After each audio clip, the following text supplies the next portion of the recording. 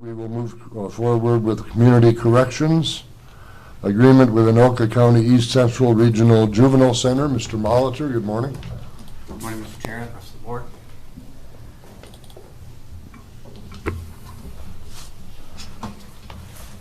Before you this morning, Mr. Chair, I have an agreement with Anoka County East Central Regional Juvenile Center. This is something that we've discussed with the board through workshops and other conversations and with administration. What we're attempting to do in the Community Corrections Department is to enter into a contract with Anoka County for a secure bed, and thus within those monthly payments for the secure bed we have access to their other services, which there are several: secure, non-secure, and other type of placements for juveniles within their facility.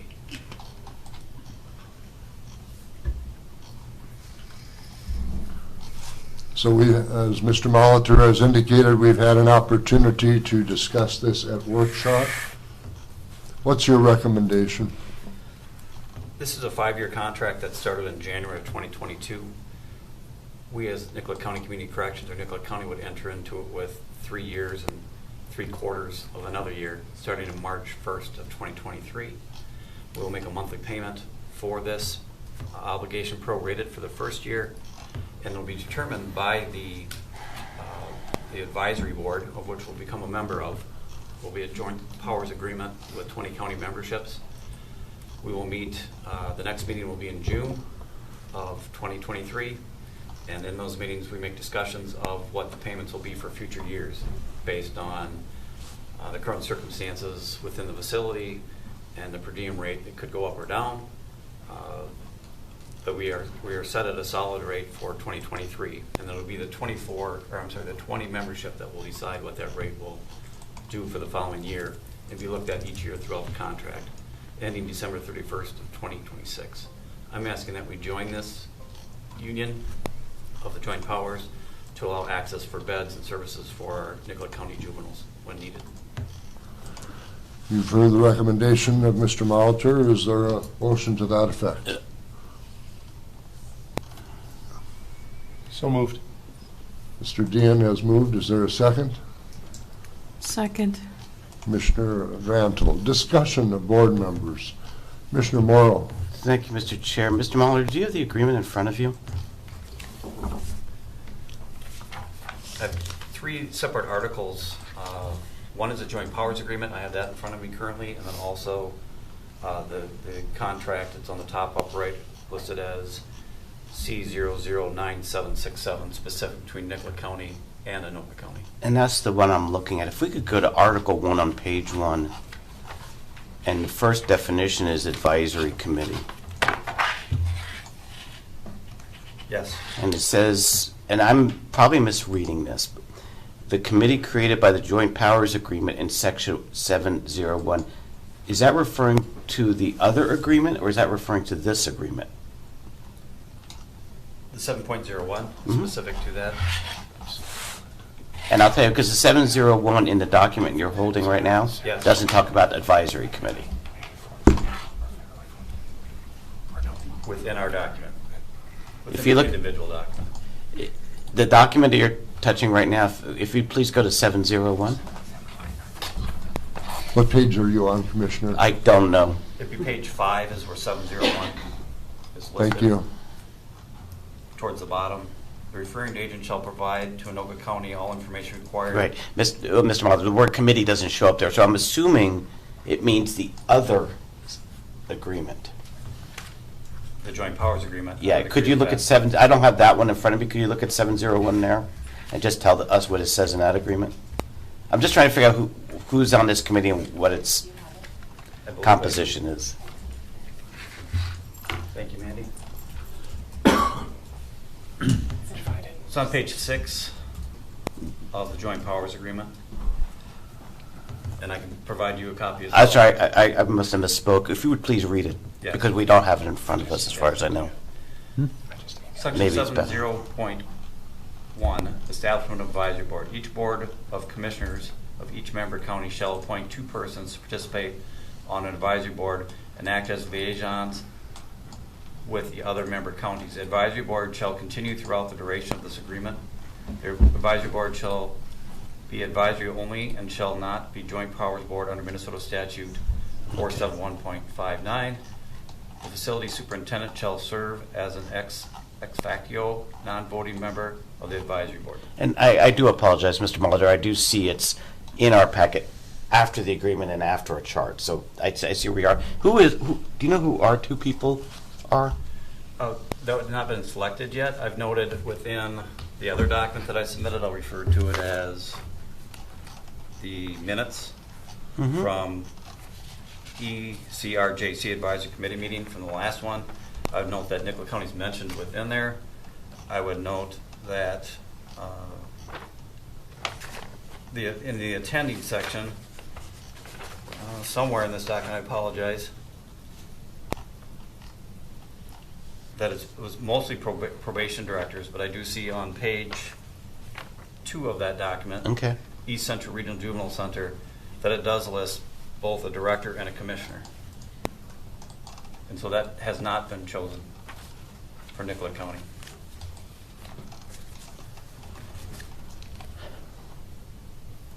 And Mr. Chair, if I may, I think after the board if the board approves this joint powers agreement, Mr. Molitor will have to bring back before the board a recommendation as to who the board wants to put forth to be on that advisory committee.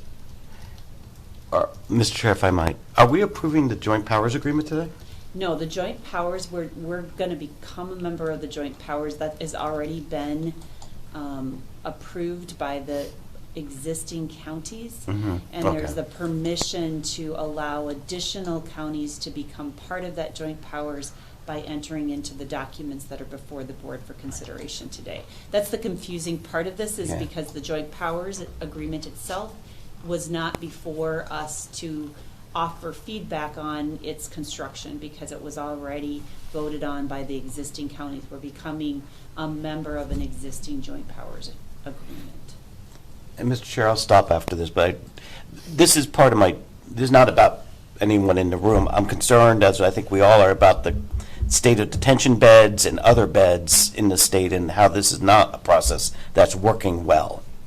And that we have to do these kind of things, just reserve the opportunity to place somebody in a bed that's not in Moorhead, not in Massachusetts, and I'm not saying that these folks would have been in this facility, but that's why I'm at. So now we have a joint powers board made up of, it looks like almost 15 counties trying to figure out solutions to this problem, and these counties are from all over the state. I'm going to vote yes on this. It's not about Mr. Molitor, it's about the situation, and so now we're joining a huge joint powers board Correct. to try to solve a problem that's a state problem. Mr. Chair, it's my understanding that we'll be the 20th member within this joint powers contract. And the finals, also my understanding. I think we're the final member. Thank you, Commissioner. Any other questions to the motion in front of us? What is the investment of Nicollet County to this venture? This will come out of Nicollet County Community Corrections budget approved for 2023. So in that sense, we're pre-spending it. It is prorated this for the next 9 months at $9,027 a month. Okay. And to the point, Madam Attorney, that Commissioner Morrow brought up, have you had a chance to review the document, and are you satisfied with its nature as we move in?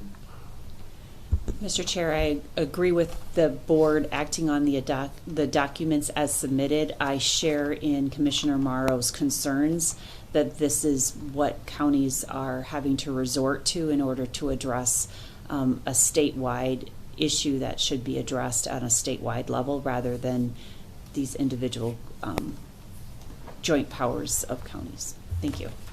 And if I could, Mr. Molitor, just to help define this to the viewers and listeners on this meeting, what are the issues that folks in probation and corrections are facing that lead us to this contract today? Yes, Mr. Chair.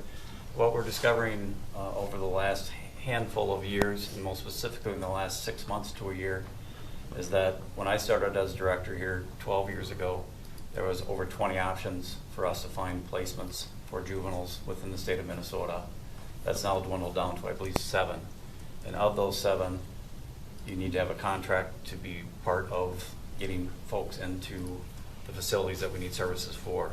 So by doing this, Nicollet County is protecting its juveniles, providing for a bed for services, and that door opens to other beds within for other services that they need. And as I recall, members had during our workshop some concerns about whether or not government should be involved in this. I point to what Mr. Zins had mentioned, that private enterprises were working. Why doesn't it work for private folks anymore? Currently, it could be tied to COVID or not, but a transition occurred where they're experiencing these entities, private entities and public, are having a hard time finding the staff to monitor these folks. I don't know if it's the wage isn't enough for the work, but they're not having staff to be able to, required by statute, to provide services for these juvenile clients of ours. And Commissioner Zins, I hope I represented what your concern was during workshop. Yep. Any other comments to the motion? Just one more question I'd have, maybe for clarification for the viewers as well. In terms of budgeting, you said that the amount that we're spending for this, still falls within, you feel comfortable with it, falls within your budget so that we're not really looking for any additional spending above and beyond your budget at this time? Correct. It's included into a line item for out-of-home placements that we currently have. We have a dollar amount within that. We're basically pre-spending that to assure a bed. The history of out-of-home placements over the past 12 years that I've been here, they do ebb and flow. And so there's no guarantee that we might not exceed that amount. But last year we did not. We fell within the realm, and we're in that same pace for 2023 right now. So I see no projection as to why I would exceed it. Thank you. Thank you. Would you call the roll, please? Commissioner Dean? Yes. Commissioner Drano? Yes. Commissioner Zins? Yes. Commissioner Morrow? Yes. Commissioner Kolars? Yes, carries. Thank you very much. Thank you.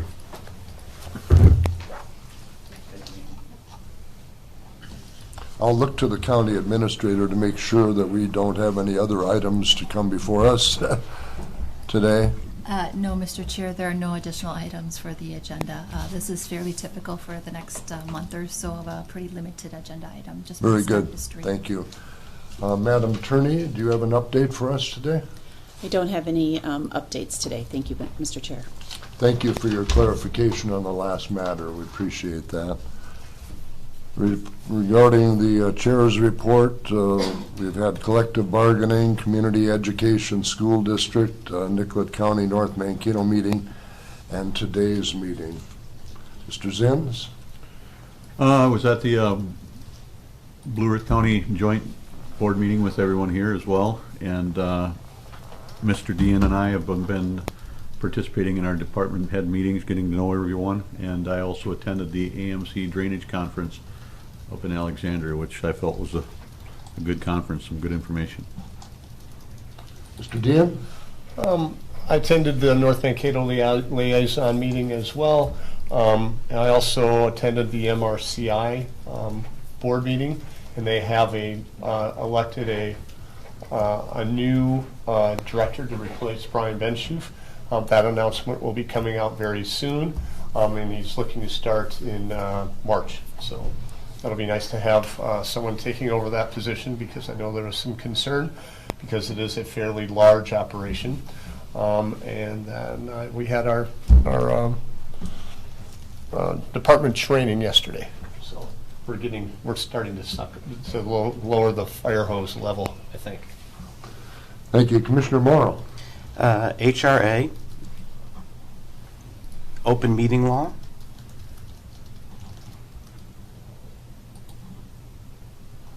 MAPO, for you, Commissioner.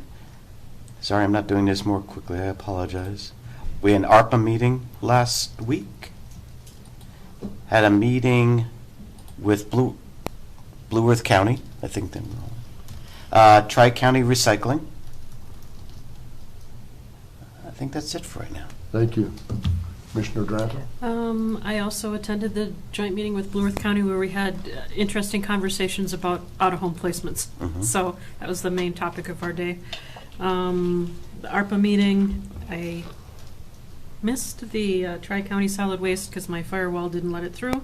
And what happened to you?